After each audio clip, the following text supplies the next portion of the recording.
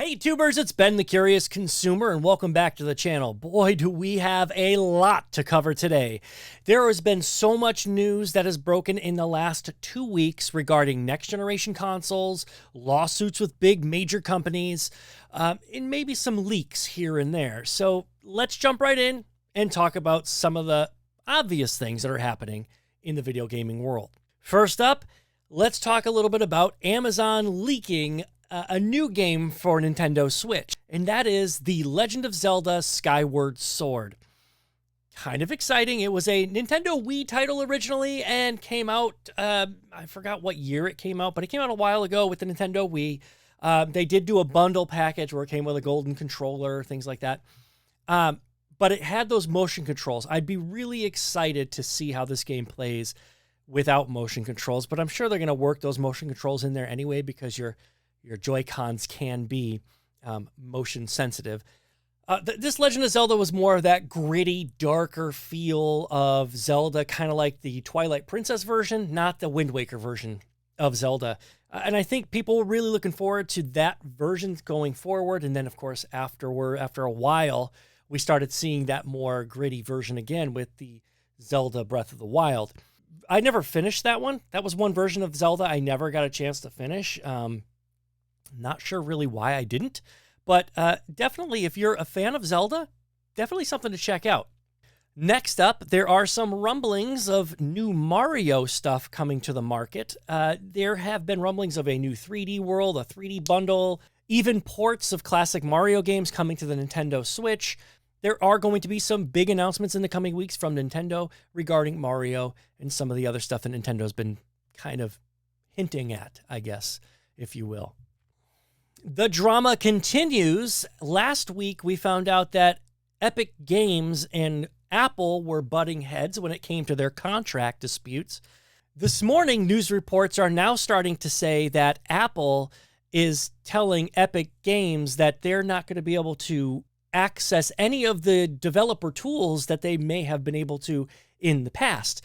This may put a damper on the plans for Epic to fight the App Store issues, because Epic Games is the main developer behind Unreal Engine. If they don't fix this dispute by August 27th or 28th, Apple's going to pull the ability for Epic Games to use any of their developer stuff in the App Store, which could put a damper on a lot of other developers who are making product for the App Store. So this could be an issue both ways, but I think if Epic Games is trying to pull the wool over Apple's eyes as far as money that they're getting, I think right now, if Epic Games thought that they had a chance of winning this fight, they might not now, because they could just really ruin Epic Games by pulling their ability to upgrade or update any of their software they've put out there, like Unreal Engine. So this dispute will be going on for quite some time. There doesn't look like to be an end in sight anytime soon, but let's keep our fingers crossed because, like I said,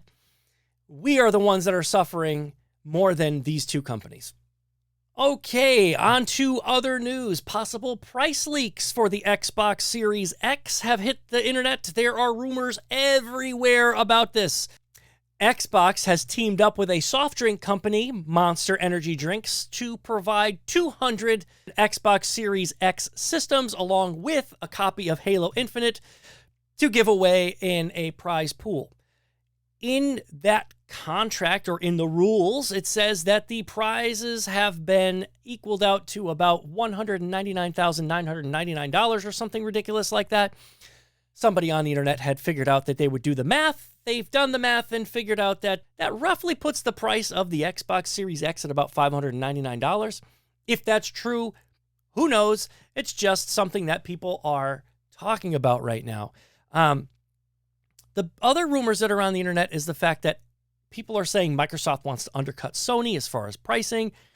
Sony is trying to be as aggressive with their pricing as they possibly can, and a lot of people are saying that Microsoft's got money to burn. So, I mean, who's right here? We're never going to know until, of course, the consoles hit the market. And right now, Sony and Microsoft aren't budging on the actual price reveals yet. It's getting pretty late. I mean, in another couple of months, we're going to be buying these consoles, and we don't even know how much it's going to cost. Some rumors say $700. Some rumors say $400. It's somewhere in there. I wouldn't be surprised if Microsoft tried to maybe leak some information like 599 to get Sony to kind of go first and give out their product information. But I mean, again, I don't want to start rumors. This is all speculation. At this close to the console launch window, rumors and everything are going to fly. Speculation and hopes are going to be everywhere, as well as some other conspiracy theories. Which brings me to the next portion, the Curious Consumers Conspiracy Theory Corner. Right? Good intro, right? I have a conspiracy with Microsoft. I think that Microsoft has a lot under their belt right now. They've got a lot to win and a lot to lose this generation. They do have the most powerful console on the market. The rumor of the Xbox Series S, Lockhart has been hitting the market as well with console reveals and labels on the sides, things like that. People have found with controllers being purchased, and on the side of the controller it says Series X and S. I mean, look, it remains to be seen if this console is even a real thing. Right now, we tend to believe it because it just sounds so good right now. And Sony's got two consoles coming to market, the disc version and the discless version. Microsoft would be smart to have a other version, which might not have a disc drive in it. But here's what I get confused with. If Microsoft hits the market with this console, and I mean, people like Digital Foundry and all these other people have already done reports of this where they're saying that the Xbox One X is a 6 teraflop system and Lockhart's a 4 teraflop system. Is there a difference there? The answer is, well, yeah, there's a difference there. The 4 teraflops is less than 6 teraflops, but because it's RDNA 2, it performs better than 6 teraflops. If that's the case, then why is the marketing for the Xbox Series X being the most powerful system on the market at 12 teraflops if teraflops really don't make a difference? 4 teraflops, I'm pretty sure Microsoft is still going to push that 4 teraflops as being a very powerful or capable system. And so does the teraflops really matter? I guess that's one question I have. The other thing I have on there that nobody's talking about is this Project X Cloud. Project X Cloud, if this thing can be pulled off, would be amazing. Couple of questions, couple of things to think about while we're talking about X Cloud. I've already been using it. I've got an Android phone here that I use for things like flying my drone and stuff like that. I don't typically use this as my daily driver, but I've been able to play Xbox One games on this with an Xbox One controller, and I've been enjoying it. It's been pretty interesting and cool to see where technology has come, where you can play a full-on console game on a portable mobile device. Now, the reason I'm playing on Android is because Microsoft and Apple haven't seen eye to eye either as far as Microsoft's Ultimate Game Pass being put on the App Store. So hopefully that gets figured out. But back to my point. The original Xbox X Cloud was supposed to be for the Xbox One S.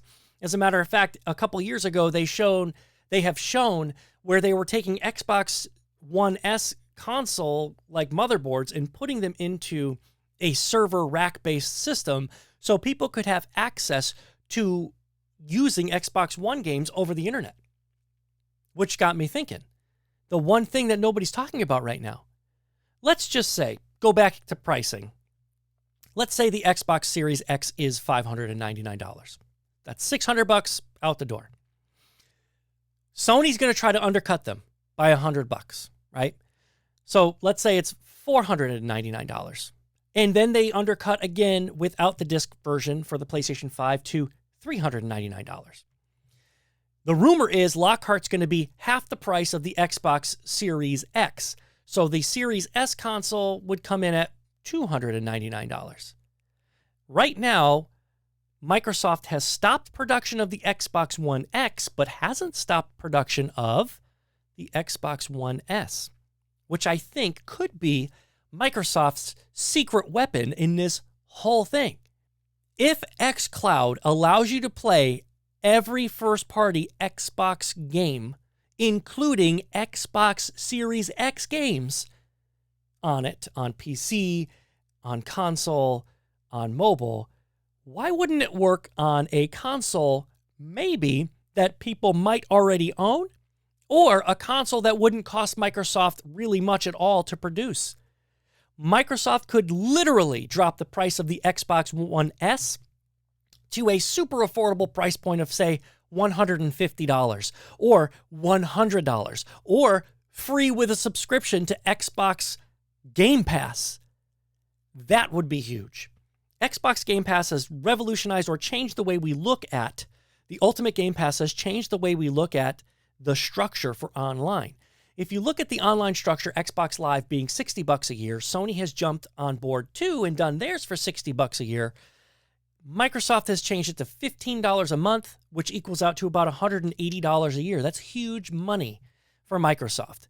If they could get you in the door into their ecosystem, consoles really wouldn't matter. Console sales wouldn't matter. It would be subscription sales. They would be literally, and they've already been coined as, the Netflix of next generation. So think about that for a second, guys. Conspiracy theories aside, I think that would be the smartest move if Microsoft could pull it off. But then again, I'm not Microsoft, and that's just my conspiracy thought. I'd love to hear what your conspiracy thoughts are for this next generation. What are some things that are that you guys have in mind, whether you're a Sony fan, Xbox fan? And look, I'm a fan of every console so long as I can play the games. I don't mind. I'm not a fanboy of one or the other. I love games and I love playing them. So I'd love to hear what you guys have to say about this. What are some of your ideas for next generation? What do you think some of your conspiracies are for next generation? Well, guys, that's the news the way I see it anyway. I hope you enjoyed this video or found it interesting. If you did, please give us a big thumbs up. Let us know if this is something you like. If it is, then I could make this a regular thing. Guys, I do appreciate you stopping by. And again, I am Ben, the Curious Consumer. And as always, stay curious, and I will catch you guys in the next video. Thanks for watching.